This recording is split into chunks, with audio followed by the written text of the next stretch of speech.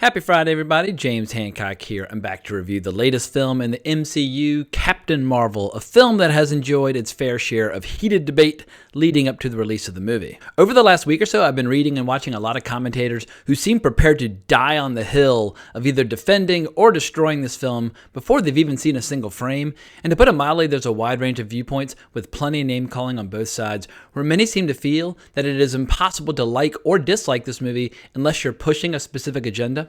I'll admit that a lot of this pissing contest has been crudely entertaining, but before chiming in personally, I thought the wisest course of action for me would be to wait and see if the film is worth all of this venom. The Ghostbusters 2016 reboot was a classic example of a mediocre and ultimately forgettable movie that was totally undeserving of the attention surrounding it, and I was worried for the last week or so that Captain Marvel could potentially be a repeat of the same phenomenon. I'm a film history nerd, so part of me yearns for the days when we had actual controversial movies to argue about. For example, in 1971, we had Stanley Kubrick's Clockwork Orange, we had Sam Peckinpah's Straw Dogs, and Ken Russell's The Devils, to name but a few, all brilliant films that would make today's pearl clutchers completely faint in horror. But sadly, with our current entertainment landscape, popcorn movies that have about as much depth as your average roller coaster ride have somehow become ground zero for our culture wars. Instead of discussing dynamic, iconoclastic, visionary filmmakers, we're reduced to arguing about the creative direction and political agendas of Ghostbusters, The Last Jedi, Star Trek Discovery, Gillette commercials. How low we have fallen. As far as I'm concerned, force-feeding people political propaganda when they're in the mood for entertainment is a little bit like force-feeding somebody kale shakes when they're in the mood for McDonald's. But before I wade into that loathsome quicksand, let me just do a quick review of the film in case people are not interested in the culture war surrounding the movie. In the end, we should try and judge the film on its own merits and not review it based on comments made by people who devote their entire lives to arguing on Twitter. Also, this review is a little bit late, so I will be going into some spoilers because by now the cat is totally out of the bag and most hardcore Marvel fans will have already seen the movie. So I was worried ahead of time that Captain Marvel would be a repeat of the unsatisfying experience of Ghostbusters or Star Wars The Last Jedi or Star Trek Discovery. I'm relieved to report that I like the movie a lot more than any of those other projects.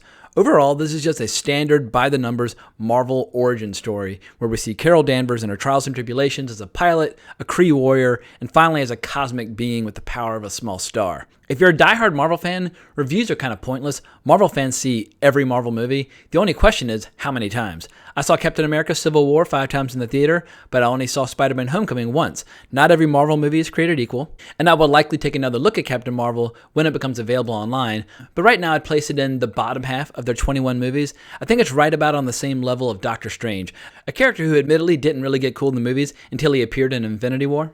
Pretty much everything I heard in advance has turned out to be true. Samuel L. Jackson is in fine form as Fury, the cat Goose has some funny beats, and Ben Mendelsohn absolutely chews the scenery as the Skrull Talos. There's some funny scenes involving 90s technology, like a long, drawn-out dramatic beat as they try to play a CD on a computer. And luckily my theater was packed with a ton of Marvel fanatics. They roared in approval during a Stan Lee tribute at the opening of the movie, as well as during the brief scenes where Agent Phil Coulson finally rejoined these characters on the big screen where he belongs. Unfortunately, Anna Boden and Ryan Fleck's direction for the film is a bit flat, in particular during the middle third, which drags along at a snail's pace. Nobody's going to be giving these filmmakers high marks for how they orchestrate action. The fight scenes themselves are one of the weaker ingredients of the movie. I enjoyed the scenes on the Kree homeworld Hala, and particularly the modern interpretation of the classic Kree uniform, and it was kind of cool seeing what kind of environment led to Ronan and his followers becoming such fanatics. That said, not seeing the Supreme Intelligence for real was a genuine bummer. I love Annette Bening as an actress, but they totally pulled the cloud BS that we saw with Galactus and Fantastic Four 2. If you're going to use these weird, crazy characters, go all in like James Gunn did with the Celestials and the Watchers and his Guardians films. Trust that it will work on the big screen. The movie is full of little details that are easy to get nitpicky about, like how Nick Fury loses his eye and the eventual inspiration for the Avengers Initiative, but these are not make or break moments. The only thing that genuinely annoyed me as a comic reader was how they gave the name Marvel to a character who has nothing to do with the original character. I don't want to get sidetracked here, but the adventures of Marvel, aka Captain Marvel, as written and drawn by Jim Starlin in the 70s and early 80s, are some of my all-time favorite comics. The big question is to what extent Brie Larson is going to be embraced by the Marvel fan community. I think her performance was perfectly fine, and what shortcomings she has as a character are mostly a product of a very safe, generic screenplay. But if you're unfamiliar with what the beef is against her, the problems officially started last summer during Brie Larson's acceptance speech while being given a Crystal Award for Excellence at the Crystal and Lucy Awards. In defense of the film A Wrinkle in Time, she stated, quote, I don't need a 40-year-old white dude to tell me what didn't work about A Wrinkle in Time. It wasn't made for him. I want to know what it meant to women of color, biracial women, to teen women of color," unquote. Now, Brie Larson obviously is entitled to say whatever she likes publicly, just like we're all entitled to react accordingly, but I would simply like to counter that I respectfully disagree with this attitude she's adopting. If someone doesn't like a movie, the laziest way to defend the film is by saying the viewer's demographic data somehow makes it impossible for them to understand it. I know a lot of very passionate film fanatics, and not one of them feels like their gender, age, or skin color should somehow limit which films they see or are capable of understanding. If a 10-year-old white girl wants to do nothing but watch old Japanese samurai films starring Toshiro Mifune, she should get a high five for being the coolest kid alive and not receive a lecture about who the intended audience might have been. Filmmakers and stars with any sense want everyone to see their movies, if only because it dramatically increases the chances that they will get to make more movies. As far as I'm concerned, the language of cinema is an international art form, and everyone across the world is invited to the party. But I won't pretend that I'm outraged by Brie Larson's comments. I simply disagree. What we have here is yet another example of an actor saying or doing something publicly that has a negative impact on their career, a pattern we have seen many, many times before. It wasn't that long ago that Tom Cruise seemed hell-bent upon committing career suicide, but that didn't stop us from falling in love with him all over again in Mission Impossible Fallout. So I'm completely leaving the door open to the idea that perhaps the Russo brothers can potentially find a way in Avengers Endgame to make Captain Marvel feel like a part of the team, as opposed to this messiah who is so powerful that all the other characters become irrelevant. The Russo brothers have a great track record on this front with Spider-Man, Black Panther, and Doctor Strange, and I have to say, I think the Russo brothers depict these characters in a much more interesting fashion than when the characters appear in their own solo movies. The big surprise is that in spite of what so many people expected ahead of time, the film's not really the feminist call to arms as some had hoped for. I'll leave it up to you to decide if that's a good thing or a bad thing. There are a few scenes where we see Carol Danvers kind of getting annoyed by men for various reasons, like telling her to smile, but that's about it. There's this stupid scene where a biker says, "You gotta smile for me," and it feels totally contrived, deliberately shoved in there because at some point, I'm not sure when, asking people to smile became the equivalent of a hate crime. My advice would be to find a real problem. My mother's been telling me to smile my whole life. It's annoying, but it doesn't make me a martyr. In her mind, the goal is to avoid having what she describes as resting bitch face, a problem that can afflict men as well. But getting back to the movie's feminist agenda or lack thereof, there are people out there who were hoping this movie would be some sort of anti-male screed. These are the kind of people who defiantly drink their coffee from a mug with the words, "I drink male tears," written across it, and they dream of seeing movies with nothing but one castration after another, but this is just not that movie. That said, if you want that experience, check out the Grindhouse female revenge saga, I Spit on Your Grave from 1978, and you'll see a castration scene that makes me cross my legs involuntarily every time I think about it. What we won't know for a couple weeks is how successful Marvel has been at replicating the success of Wonder Woman. Wonder Woman was obviously an international commercial sensation when first released, with the entire world falling in love with Gal Gadot, whether those viewers gave a damn about feminism or not. For my second viewing of the movie, I took my dad and two of my little brothers, and we had a great time, but Gal Gadot just has that rare special quality of looking and acting like she just might be a superhero for real. She's the best kind of weapon to have at your disposal when promoting a movie. Brie Larson, less so. Some stars are just better at promotion than others. In any event, I think that Captain Marvel will have a monster opening weekend, but I'm skeptical that it'll even come close to matching Wonder Woman's international box office total. The movie never comes close to capturing the emotion one feels when you're watching Wonder Woman do battle in between the trenches of no man's land. And without that kind of emotion, you just don't have a giant crowd pleaser on your hands.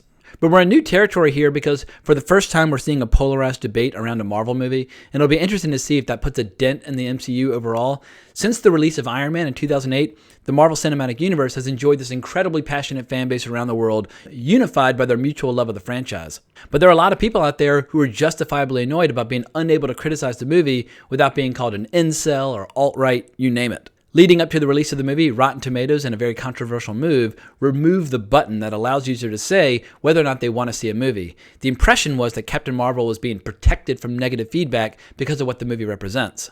But as Tyrion Lannister famously once said, when you tear out a man's tongue, you're not proving him a liar, you're only telling the world that you fear what he might say. There's an annoying trend where people get attacked with accusations of misogyny anytime they offer any criticisms of films either directed by women or starring women. And what's often overlooked is that these very same people being accused of misogyny have no trouble loving and adoring the many kick-ass films directed by Catherine Bigelow, and they certainly have no trouble appreciating strong female characters like Ripley, Sarah Connor, Princess Leia, Beatrix Kiddo, Alice from the Resident Evil series, Alita Battle Angel, or if you want to go super old school with some cult classics, movies like 40 Guns or Lady Snowblood, Coffee, Switchblade Sisters. because these movies, when looked at objectively, are amazing fucking movies. As far as my own taste in entertainment is concerned, I love watching women's MMA, where the athletes are so badass and so confident in their own skin, they make this entire online debate seem so petty and insignificant by comparison.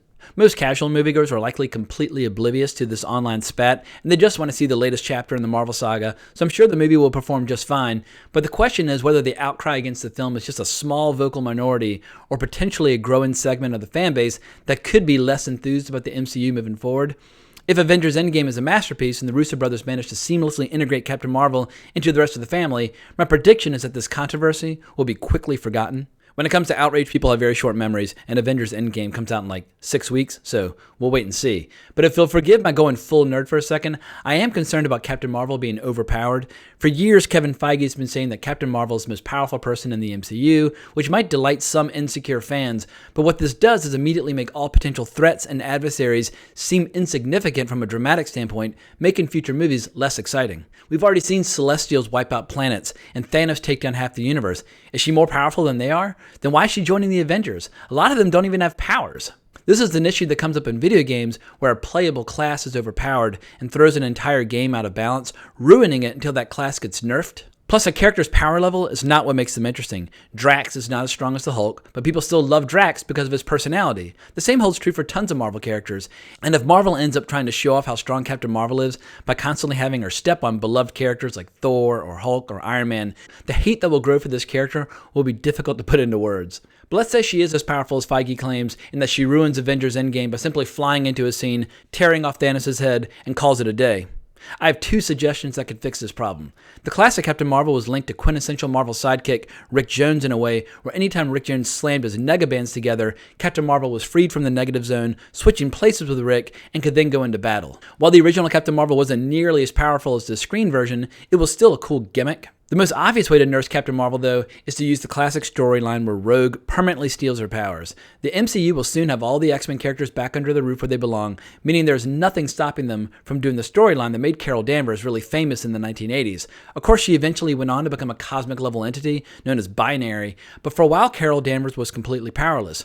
The MCU already features tons of characters like Falcon and Hawkeye and Black Widow who have no powers at all, and it'd be interesting to see what Carol Danvers would bring to the table when she's unable just to fart and blow up a planet.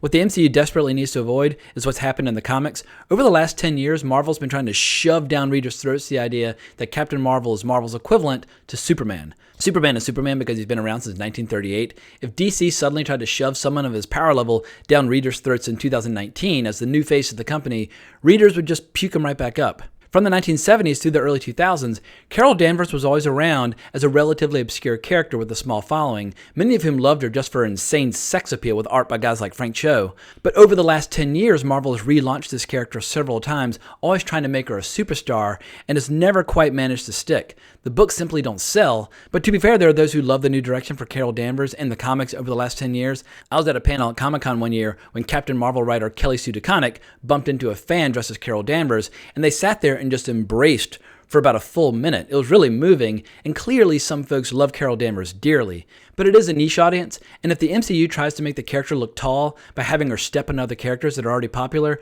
the controversy surrounding her will make the Last Jedi debate seem like a minor skirmish by comparison. It's essential that the MCU avoids making the same mistakes that have crippled sales in the comic book industry in recent years. I used to spend anywhere from like $50 to $100 a week just on comics. Now, more often than not, I spend $0. And admittedly, this is partially due to age. I get my sci-fi and fantasy fix primarily from books these days, and due to my podcast producing efforts and YouTube channel, I have far less time to enjoy anything unless it is directly related to my research for upcoming episodes and videos. But comic books have changed. Most of my favorite writers and artists have left Marvel and DC, and they've been replaced by a generation that does place greater emphasis on political causes over entertainment value. And there are some readers and comic book retailers who have embraced these changes, but the reality is that the comic book industry has contracted significantly in recent years, with many comic book shops closing across the country. Recently, I saw a tweet from an editor of Vertigo blaming the decline in sales on the fact that comic book readers eventually grew up to be the villains from the stories that they read as kids. The statement perfectly explains why readers are leaving comic books behind in droves. The fact that their editor was not fired then and there tells you that ideology is far more important than commerce to many working in the comic book industry now. If I want the privilege of being lectured to, I can get that for free on Twitter. I don't need to spend $5 on a comic. Audiences or readers don't particularly like being insulted or lectured to by content creators, and what seems to be lost on these creators is how their insidious marketing and or storytelling usually destroys whatever moral high ground these people claim to be coming from. This vindictive attitude toward aging fans of old franchises totally bewilders me. These fans are begging to give these franchises their money, but increasingly they see these franchises under the control of people who outright despise the fans that played a role in making these franchises so enduringly popular in the first place. But the flip side of this phenomenon is a movie like Aquaman over at DC, which is part of Warner Brothers. There were no lectures, no attacks on the fans, and the movie grossed over $1 billion. How about that? So looking ahead, I think the MCU is at a major pivot point. My prediction is that Avengers Endgame will be an epic experience that will serve as a perfect send-off for so many beloved characters. The Russo brothers so far have directed my 3 favorite movies in the MCU, but after Endgame, they are pushing on. The MCU is losing a lot of their best directors. Taika Waititi has no concrete future plans with Marvel, and James Gunn has just been fired outright. These are the filmmakers that have made the MCU so glorious for the last few years, and Feige needs to be very careful about the next generation of filmmakers that he brings on board. In the very near future, Kevin Feige will have the Fantastic Four and the X-Men under his full control, which opens the door to so many incredible storytelling possibilities. But without visionary directors to properly handle these properties, the results will be mixed at best. But for now, I choose to remain an optimist, and until I'm given a good reason not to do so, I will continue to say, make mine Marvel. So I hope you enjoyed this little rant on my part. If you want to talk more about any of the above mentioned topics, you can find me on Twitter at Colbrax, and it's a link in the description below. But thanks so much for watching my video. I really appreciate the support. Please consider subscribing to my channel. It's very helpful to me. But I hope everyone has an amazing weekend. But more importantly, as always, onwards and upwards.